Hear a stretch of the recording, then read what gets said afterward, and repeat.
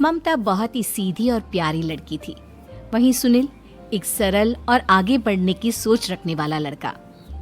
सुनील, बेटा सुनील कहाँ है? अरे जरा एक गिलास पानी तो दे दो। हाँ माँ, अभी आया। क्या माँ, पानी तेरे सर के पास ही तो रखा है, क्या हो गया है? तबीयत खराब है क्या? अरे नहीं नहीं, वो उठने का मन ही नहीं कर रहा था तो देखा ही नहीं। वैसे क्या कर रहा है? यहाँ बैठ ना मेरे पास। माँ पढ़ रहा था। वो क्या है ना, नौकरी में तो वक्त नहीं मिलता, अब ऑफिस से घर आकर ही तो वक्त मिलता है। अच्छा अच्छा ठीक है, पढ़ ले जा बेटा। सुनील पढ़ लिख कर और आगे बढ़ना चाहता था, लेकिन माँ की तबीयत खराब देखकर सोचता है कि शादी ही कर ले। कब तक माँ का ख्याल वो अकेले रख पाएगा? तो एक दिन, माँ ये ममता है, मैंने इससे शादी कर ली है। तुम्हारी तबीयत भी ठीक नहीं रहती तो मैंने सोचा शादी कर लेता हूँ। घर संभालने वाली और तुम्हें संभालने वाली कोई आ जाएगी तो अच्छा रहेगा। माँ अचानक से सामने बहू देखकर हैरान रह जाती है। बेटा ये क्या बात होती है? न बैंड, न बाजा, न दहेज, न शगुन, ऐसे कैसे बहू आ गई? माँ तू तो जानती है मैं नौकरी के साथ पढ़ाई कर रहा हूँ, तो कहाँ से इतना पैसा बचा पाता कि धूमधाम से शादी करता। वैसे भी माँ, लोग तो आकर खाकर निकल जाएंगे, इसलिए बस वैसे ही। माँ जी, मैं आपका ख्याल रखूंगी। वैसे भी ये आगे की पढ़ाई कर रहे हैं, अच्छा कुछ कर गए तो सबके दिन फिर से अच्छे आ जाएंगे। सास को ममता की बात ठीक तो लगती है, लेकिन मन में कहीं ना कहीं लगता है कि कहीं बहू बेटे को लेकर फुर्र ना हो जाए और फिर तो वो रह जाएगी अकेली। बेटा देख, मेरा जो कुछ भी है वो सुनील ही है, और सुनील का भी अब इस दुनिया में मैं ही हूँ और कोई नहीं। क्या सुनील? बिल्कुल माँ, लेकिन आज से ममता भी मेरे जीवन का अहम हिस्सा है, जैसे तू है। सास को बड़ा बुरा लगता है कि उसकी सल्तनत में कोई और हिस्सेदार कैसे हो सकता है।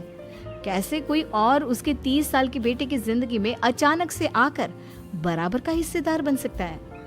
देख बहू, मैं भले थोड़ा बीमार रहती हूँ, लेकिन इसका मतलब यह नहीं कि घर की चीजों में मेरा कंट्रोल खत्म हो गया है। मैं आज भी इस घर की रानी हूँ, समझी? बेटा सोचता है कि ये माँ को अचानक से क्या हो गया। कल तक जो माँ कहती थी कि जिंदगी का कोई भरोसा नहीं, वो अचानक से जंग के मैदान की झांसी की रानी कैसे बन गई? माँ क्या हो गया है? सब ठीक है ना? अचानक कैसी बात कर रही हो? ममता का आज पहला दिन है, स्वागत करो उसका। आसपास की आंटियों को बुलाओ, नई दुल्हन की मुंह दिखाए करवाओ। खैर, सास होने का फर्ज निभाती है और बाद में एक सहेली के साथ बाहर निकल जाती है। क्यों री, बताया नहीं कि बेटे का ब्याह कर रही हो? वैसे तो सारा दिन हम ही में घुसी रहती हो। अरे मुझे भी तो अभी पता चला, यूं अचानक सर पर लेकर आ गया। कहता है बहू है माँ तुम्हारी, अब इसको भी इतना ही मैं प्यार करता हूँ जितना तुझे करता हूँ। लो जी, ये क्या बात होगी? क्यों इतना प्यार करता है? अरे माँ का प्यार तो ज्यादा होता है।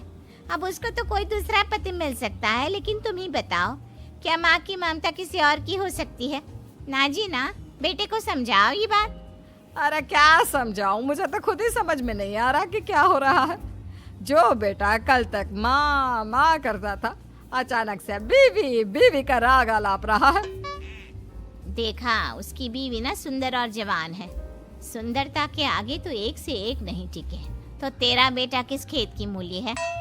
सास को भी समझ में आ जाता है कि बहू की सुंदरता के आगे माँ का प्यार किसी काम का नहीं। उधर बीवी, ए जी, अम्मा जी सहेलियों को छोड़ने गई थी, अभी तक आई नहीं, हम देख आए क्या? अरे रहने दो ना, आ जाएंगी। कहाँ जाएगी, उनकी आदत है, एक बार जाती है तो पूरी पंचायत खत्म करके ही आती है। अच्छा ही है, खाना वाना खा कर गई होगी। छोड़ो ना, घूमेगी तो खाना पचेगा, नहीं तो ऐसे ही खाट पकड़ लेगी। बहू भी शांत हो जाती है। उधर सास सोचती है कि आज थोड़ा देर से ही घर जाती हूँ, जब बेटा परेशान होकर ढूंढेगा तब मजा आएगा। बीवी को खुद ही पता चल जाएगा कि माँ के आगे उसकी दाल नहीं गलेगी। लेकिन वहीं दूसरी ओर घर पर, ए जी, माँ जी अभी भी नहीं आई, हमको तो घबराहट हो रही है कि क्या करें, जाकर पता करें किसी के घर। अच्छा, कहाँ जाओगी ये भी बता दो। पहला दिन है तुम्हारा इस घर में और एक ही दिन में मोहल्ला छानोगी क्या? हाँ, तो आप भी तो नहीं जा रहे हैं ना, हमको फिक्र हो रही है। अरे यार, ये रोज का है अम्मा का, खाओ और सो जाओ। बस फिर क्या था। बेटा बहू खाना खाते हैं और कमरे में सोने चले जाते हैं। उधर जब सास को कोई देखने नहीं आता तो वो हार कर घर आ जाती है, जहाँ वो देखती है कि सारे घर की लाइट्स बंद है। सास को गुस्सा आता है। बहू, ममता बहू कहाँ हो? लेकिन सारे दिन की थकी बहू को ऐसी नींद आती है जैसे किसी ने भांग की गोली खिला दी हो। वो तो नहीं उठती। उठकर आ जाता है बेटा। क्या बात है अम्मा, काहे चिल्ला रही हो? अरे सो जाओ ना, सुबह की थकी है बहू, वो सो रही है। जोर से बोलोगी तो नींद खुल जाएगी उसकी। माँ को गुस्सा आ जाता है। फिलहाल तो सो जाती है, लेकिन मन ही मन ढेर सारा जहर बहू के लिए भरा होता है। सुबह बहू चाय बना रही होती है कि सास धीरे से गैस तेज कर देती है, जिससे चाय का बर्तन जल जाता है। और जैसे ही बहू चाय का बर्तन उठाती है, उसका हाथ जल जाता है।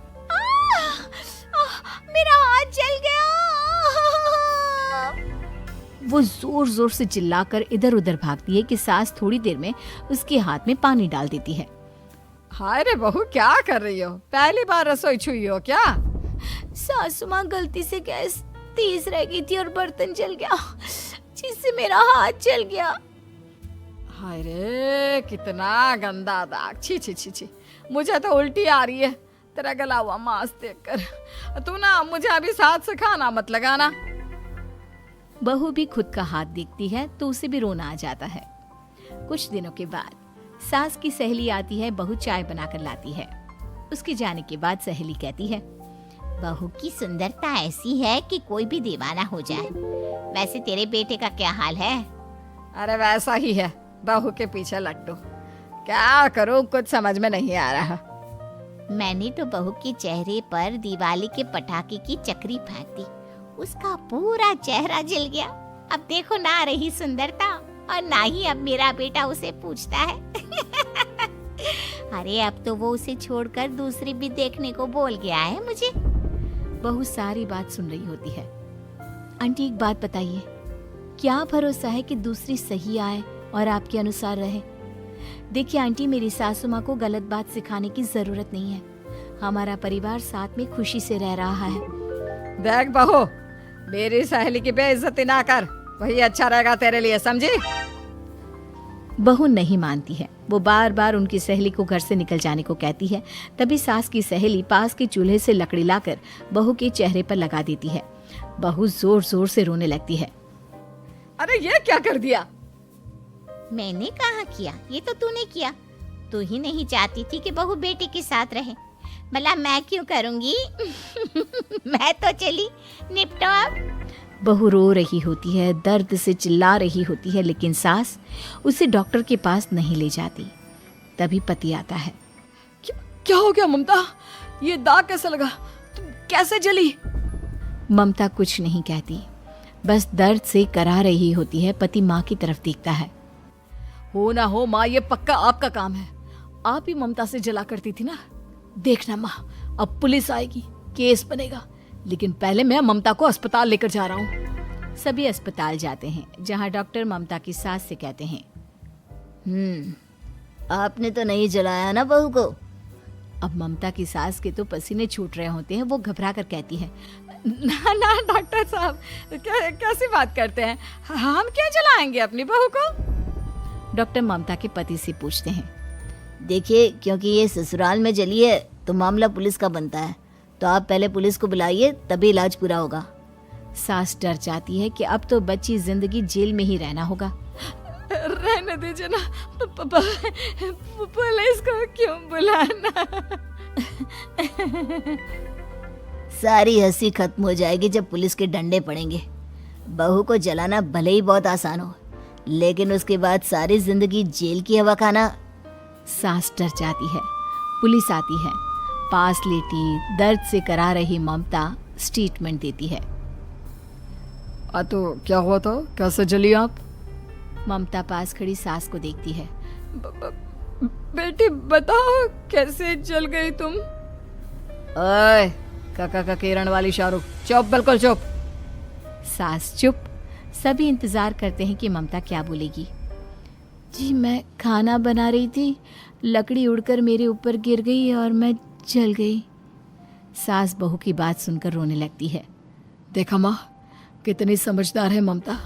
ये चाहती तो, हाँ बेटा, ये चाहती तो मैं आज जेल में होती। मुझे माफ कर दे।